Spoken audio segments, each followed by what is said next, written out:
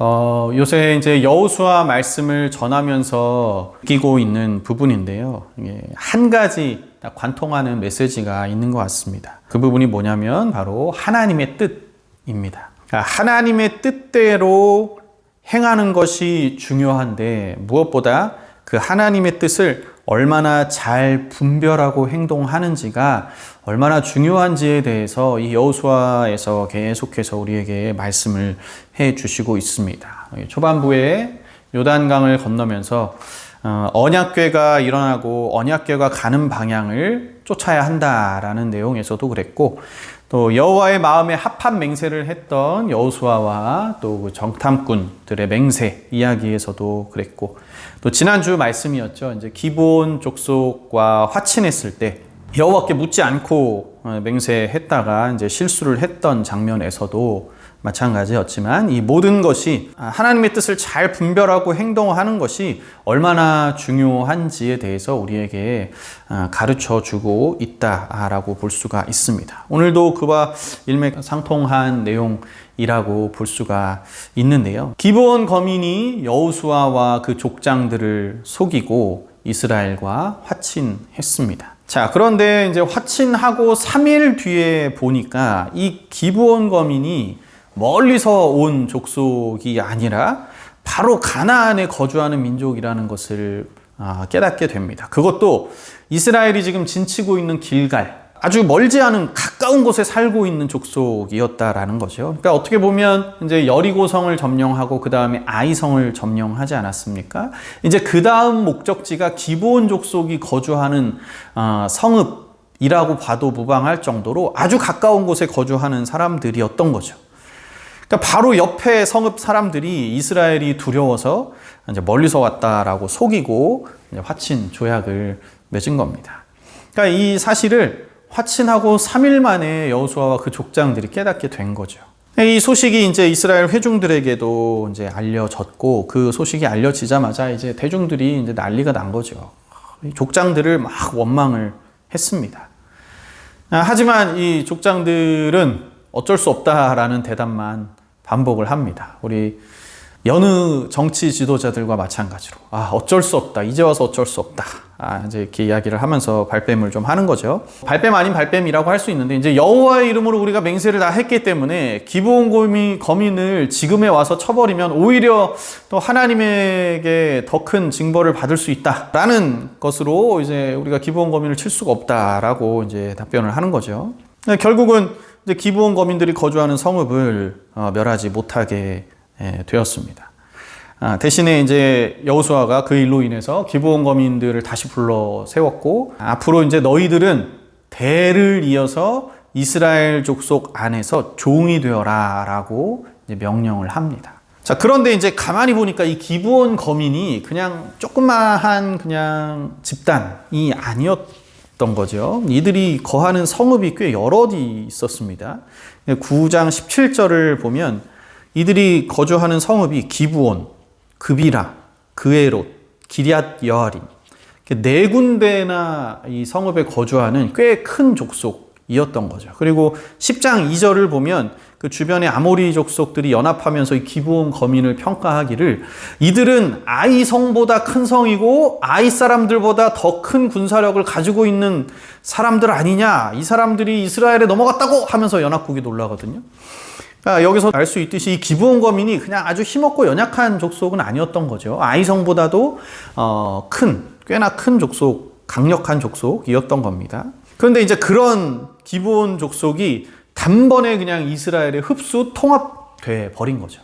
그러니까 그 네 개의 성읍을 그대로 그냥 고스란히 갖다 바치고 이제 거기에 종이 돼 버린 겁니다. 자, 물론 물질적인 면에서 보면, 조금 계산적인 면에서 보면, 이스라엘이 전쟁도 하지 않고 이 기브온 족속을 이제 딱 얻게 되고 종도 생기게, 노예도 생기게 된 거죠. 그리고 네 개의 성읍을 피도 흘리지 않고 얻게 되었다라고 볼 수 있겠지만, 아무도 이 사실을 기뻐하지 않았습니다. 여호수아와 족장들, 모든 이스라엘 백성들은 침울한 상태입니다. 원래 하나님의 명령이 무엇입니까? 다 진멸하고 그 땅을 차지하는 것이 하나님의 뜻이었는데, 지금 그거를 지킬 수 없게 되었기 때문에 아무도 기뻐하는 사람이 없었습니다. 여호수아와 족장들이 하나님의 뜻이 아닌 것이 분명한 이 맹세를 해버린 것 때문에 이제 아주 불편한 동거를 시작을 하게 돼버린 거죠. 하나님의 명령을 이 시작부터 어쩔 수 없이 지금 어기고 지금 가야 하는 그런 상황이 돼버린 겁니다. 역시나 아니나 다를까 이제 불편한 동거의 시작을 알리는 사건이 오늘 본문에서 이제 발생을 하게 됩니다. 이제 기브온 거민이 이스라엘과 화친했다는 소식을 듣고 그 주변에 이제 다른 아모리 족속들의 왕들이 이제 연합을 했습니다. 기브온이 이제 이스라엘의 통합이 되었으니 앞으로 이들이 우리에게 큰 해가 될 수 있겠다. 지금 이스라엘만 해도 지금 우리가 버거운데 기브온까지 넘어갔다. 이제 이러니까 이제 연합군을 형성해서 기브온을 치기로 합니다. 이제 이스라엘을 치는 거는 불가능하다라고 생각을 했던 것 같아요. 이제 기브온 족속을 치는 겁니다. 힘을 약하게 하기 위한 방법이었던 거죠. 그러니까 이제 기브온 사람들이 급하게 이스라엘의 사람을 보내서 도움을 요청합니다. 그러면서 뭐라 그러냐면 당신의 종들을 구해주러 와달라라고 요청을 하는 겁니다. 우리가 화친 조약을 맺었고 우리가 당신의 종들이 되기로 했으니 당신의 종들을 구원해주러 와라 라고 이제 요청을 하는 거죠. 자, 여기서 이제 가만히 생각을 한번 해보시기 바랍니다. 이 상황이 여호수아와 그 족장들이 듣기에 이게 굉장히 애매하고 또 굉장히 어이없는 상황으로 느껴질 수가 있습니다. 지금 아까도 말씀드렸지만 아무도 그 상황을 기뻐하지 않는다라고 말씀드렸죠.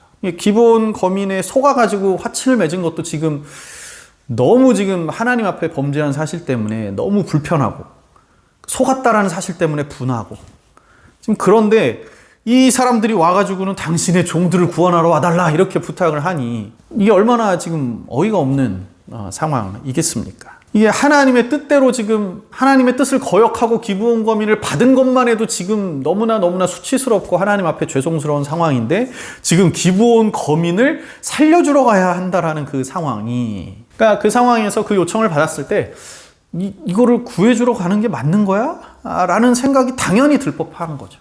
자, 그러면은 가뜩이나 지금 마음도 불편하고 대중들도 원망하고 정말 이거를 구해주러 가야 돼 말아야 돼 이런 애매한 상황이 됐으니까 이렇게 생각을 해볼 수도 있었을 것 같아요.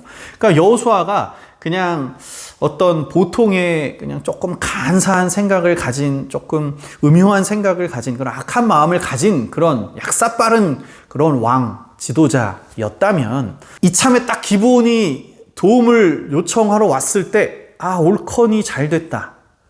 우리는 모른 척하면서 이 연합군이 기브온을 치는 것을 내버려 두자. 이렇게 생각할 수 있지 않았겠습니까?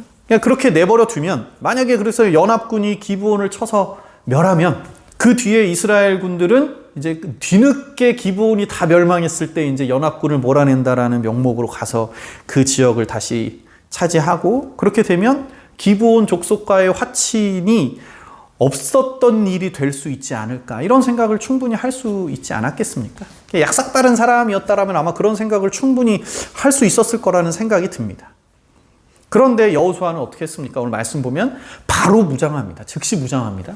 그러니까 그런 생각을 전혀 추호도 하지 않았다라는 거죠.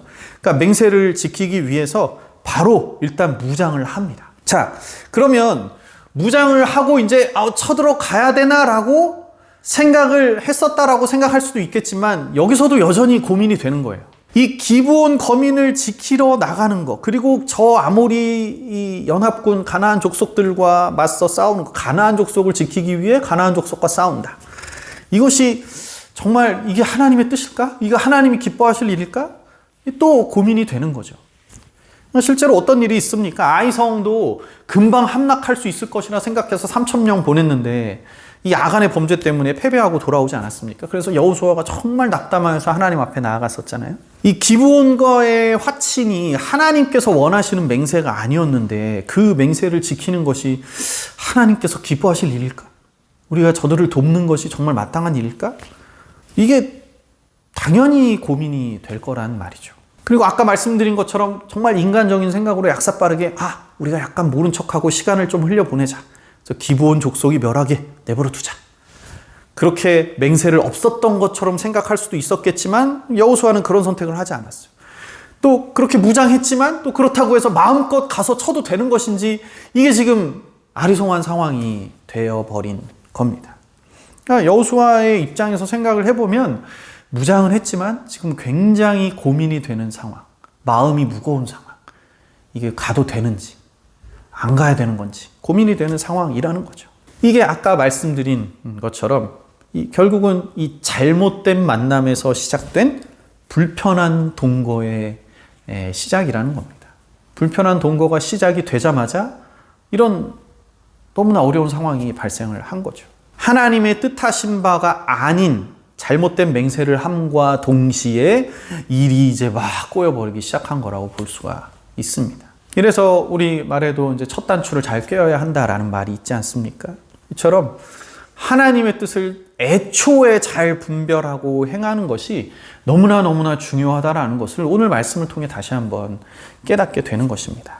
마치 이스라엘 백성들이 출애굽을 한 뒤에 즉시로 가나안 족속의 정벌을 시작할 수 있었음에도 불구하고 가나안을 정탐하고 온 사람들이 가나안 땅을 악평하고 거기 있는 아낙 족속들을 우리는 칠 수 없다, 우리는 메뚜기 같다, 이렇게 악평하는 것 때문에 결국은 광야 40년에 돌아가는 길이 시작이 되지 않았습니까?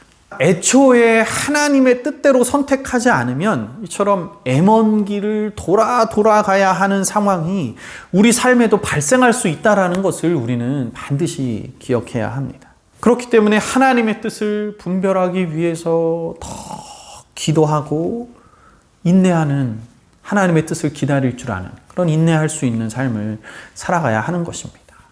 이것저것 쉽게 결정해버리고 하나님께 묻지도 않고 결정해버리면 결국은 더 많은 시간을 돌아가야 한다라는 것을 우리가 10년, 20년, 30년 더 멀리 바라볼 수 있다면, 그리고 그 뒤에 섭리하시는 하나님을 바라볼 수 있다면 우리가 그렇게 돌아가지 않아도 된다라는 것이죠. 그게 더 현명하고 지혜로운 선택이 될 수 있다는 사실을 꼭 기억하셔서 하나님의 뜻이 어디 있는지를 분별하기 위해 노력해야 한다라는 것입니다. 그렇게 그의 뜻에 따라, 하나님의 뜻에 따라 바른 결정을 할 수 있고 신중하게 결정하여서 바른 결정할 수 있는 여러분의 삶이 되시기를 간절히 바랍니다. 자, 그런데 이러한 애매한 이 상황에서, 어려운 상황에서 하나님의 은혜가 또 나타나는 것을 볼 수가 있습니다. 사실 여호수아의 입장을 다시 한번 우리 계속해서 생각해 보시기 바랍니다. 이 가나안에 이제 입성하면서부터, 여리고에서부터, 첫 전투에서부터 이 아간이라는 개인의 범죄 때문에 아이성에서 패배를 맛보고 낙담했습니다. 그리고 여호수아와 족장들, 이 지도자들의 실수, 오판 때문에 기브온과 화친 조약을 맺어버리게 됐습니다. 가나안 정복 전쟁이 이제 시작했는데 벌써 여리고에서 범죄하고 아이성 전투 이겨놨더니 거기서 또 실수를 범하고 그냥 벌써부터 이제 삐그덕 거리는 게 보이기 시작하는 거죠. 그러니까 하나님 보시기에 기뻐하지 않을 일들이 벌써부터 이제 보이기 시작하는 거예요. 그러면 지금과 같은 상황에서 기브온이 이제 도움을 요청하고 또 정말 가나안 족속을 정복했어야 하는 마당에 지금 가나안 족속을 지켜야 하는 그 애매한 상황에 놓인 이스라엘은 사실은 정말로 뭘 선택해도 굉장히 불편한, 특히 하나님 앞에는 고개를 들 수 없는 그런 상황이 지금 놓여 있는 거죠. 하나님 앞에 전쟁을 나가도 불편하고 나가지 않아도 불편하고 정말 하나님 앞에 떳떳할 수 없는 그런 상황에 놓여버리게 됐다라는 겁니다. 그런데 하나님의 은혜가 여기서 어떻게 나타납니까? 8절 말씀을 보니까 그때 여호와께서 여호수아에게 이르시되 그들을 두려워하지 말라. 내가 그들을 너의 손에 넘겨주었으니 그들 중에서 한 사람도 너를 당할 자 없으리라 하신지라. 그러니까 요점이 뭡니까? 가라, 내가 너와 함께 하겠다. 이 말씀을 여호수아 1장에서 나타나셔서 여호수아에게 힘을 북돋아 주시면서 하신 그 말씀 그대로 가라, 내가 너와 함께 하겠다, 다시 한번 나타나셔서 말씀을 해주시는 거예요. 이게 사실 이 이스라엘과 특히 이 여호수아에게 있어서는 얼마나 큰 은혜의 말씀이었을까요? 여러분 상상을 해보시기 바랍니다. 그리고 여호수아가 얼마나 하나님 앞에 정직했던 지도자였습니까? 정말 하나님을 향한 간절함이 있었고요. 정말 모세의 뒤를 졸졸 쫓아다니면서 하나님의 모든 역사하심을 목도했고 정말 충직하게, 정말 이 여호수아를 표현하는 표현에 어울릴 만한 표현들은요, 강직함, 충직함, 이런 것들이 이 여호수아에게 가장 어울리는 단어라고 생각을 하는데요. 정말 모든 백성들에게 모세의 다음을 이을 자는 여호수아밖에 없다라고 모든 이들에게 인정을 받을 정도로 여호수아는 정말 하나님 앞에 충직했고 이 이스라엘 백성들 앞에 충직하고 모범을 보였던 사람이었습니다. 뭐 여호수아 다 읽어보시면 아시겠지만 죽기 직전까지도 하나님 앞에 정말 충직한 고백을 통해서 나와 우리 가정은 하나님을 선택할 것이다, 이렇게 이야기했던 강직한 인물 아닙니까? 그리고 게다가 지난번에도 한번 말씀드렸지만 지금 이스라엘의 이 세대만큼 전쟁을 오래도록 지속한, 정말 연속적으로 전쟁을 지속한 세대가 없습니다. 뭐 다윗 시절이나 솔로몬 시절에도 뭐 전쟁을 많이 했지만 지금처럼 계속 전쟁만 했던 세대는 이스라엘 역사에 단 한 번도 없습니다. 여호수아를 위시한 그 여호수아를 따르는 모든 군사들, 그 남자들이 다 군사 아닙니까? 그 모든 군사들, 그때 당시에 또 이 지도자급에 속한 이 장군들은요, 진짜 장군 중에 장군들입니다. 그리고 그런 장군들, 그런 무사들을 이끄는 사람이 여호수아였어요. 그러니까 여호수아가 얼마나 그 이미지가 여러분 강직하고 충직하고 그 무사 중에 무사의 이미지가 여호수아였다라는 겁니다. 그러니까 우리가 흔히 생각하는 뭐 이순신 장군 생각하면 떠오르는 이미지, 아니면 뭐 광개토 대왕 생각하면 떠오르는 이미지, 뭐 그런 장군들을 생각할 때 떠오르는 모든 이미지가 어우러지는 사람이 여호수아라는 거죠.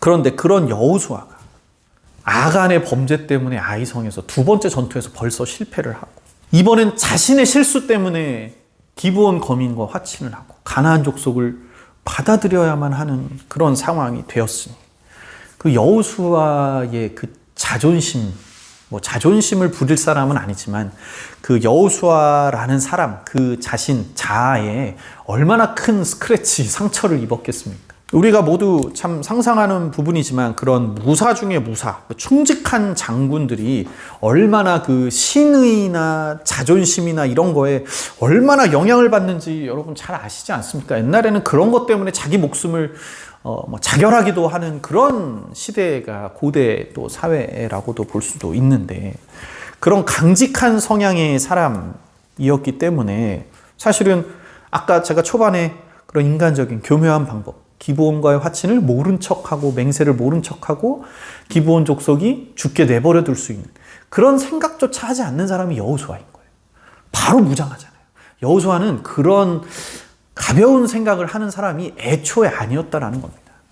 그런데 그 무장은 했지만 그 찜찜한 상태, 자존심에 스크래치를 입은, 하나님 앞에도 고개를 들지 못하는, 너무나 죄송스러워서 고개를 들지 못하는 그런 상황에 지금 가나안 연합군에 맞서 싸우려고 무장을 한 상태인 거예요. 그런데 그런 찜찜하고 애매한, 고개를 들기 민망한 상황에 놓인 여호수아에게 하나님이 즉시로 나타나셔서 가라, 내가 너와 함께 하겠다, 이렇게 말씀하시는 겁니다. 그러니까 이 8절에서의 하나님의 음성이 여호수아에게 정말 얼마나 큰 위로가 됐을지 이제 짐작이 되시겠죠. 여호수아 그냥 읽으면 지금 이 10장 8절의 말씀은 하나님께서 그냥 매번 하시는 말씀이에요. 가라, 내가 너와 함께 하겠다. 가라, 내가 너와 함께 하겠다. 모든 전쟁에 다 그렇게 말씀하십니다. 그런데 이 10장 8절에서 여호수아에게 나타나신 이 단 한 구절, 이 말씀은요, 정말 여호수아의 마음을 다시 한번 뜨겁게 하는 놀라운 하나님의 은혜의 말씀이었다라는 사실을 우리는 기억해야 합니다. 실제로 여러분 어떻습니까? 이 연합군과의 전쟁에서 하나님이 정말 놀라운 역사를 오늘 11절 말씀에서 나타내시잖아요.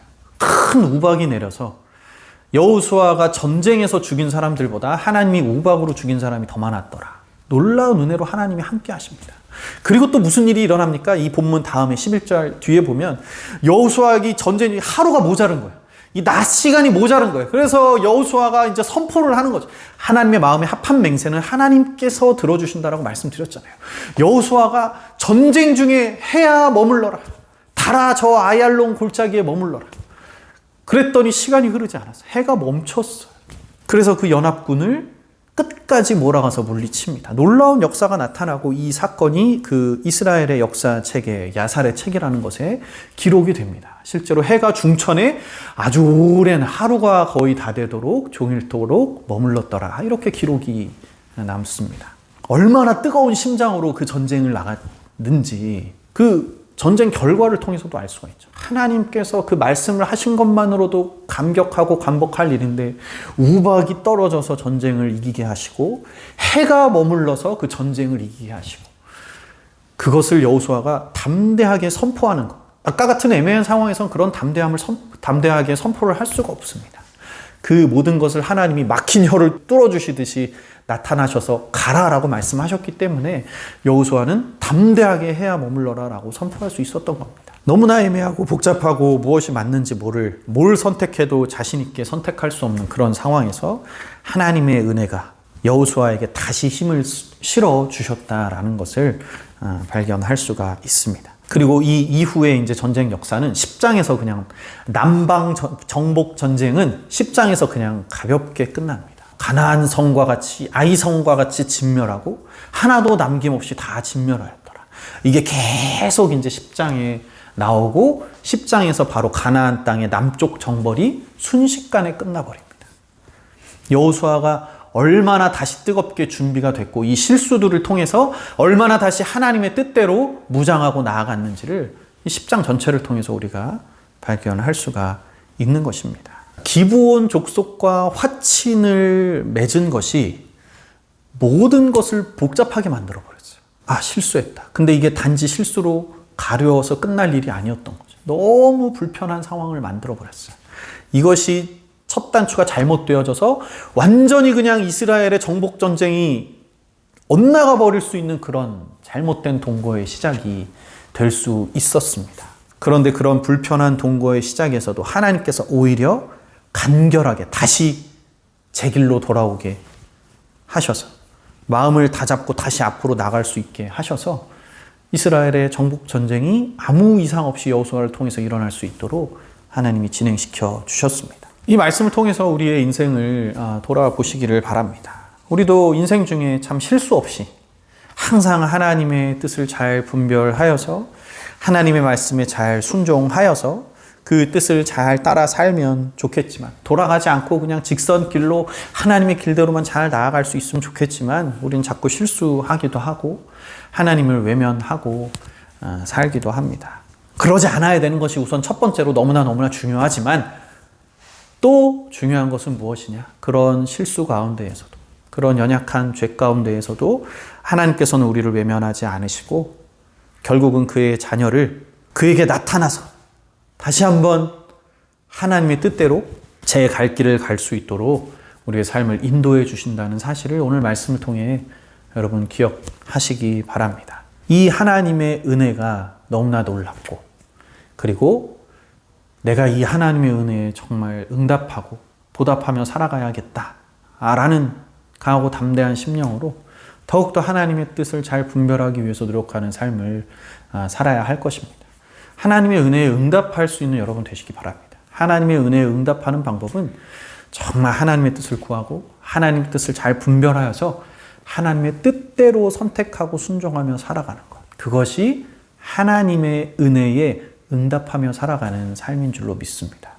교만히 행하지 마시고 잘못된 선택 섣부르게 하지 마시고 내 마음대로 내 경험에 의해서 자의적으로 마음대로 행하다가 거기서 또 실수하고 넘어지고 또 쓰러지고 그렇게 하지 마시고 하나님의 뜻을 잘 분별하여서 돌아가지 않는 직선길. 물론 그 하나님의 길이 십자가의 길일 수 있고 고난의 길일 수 있겠지만 그렇게 구원의 길로 직선으로 나아가실 수 있는 하나님의 뜻을 잘 분별하시는 저 여러분의 삶이 되시기를 예수님의 이름으로 간절히 축복합니다.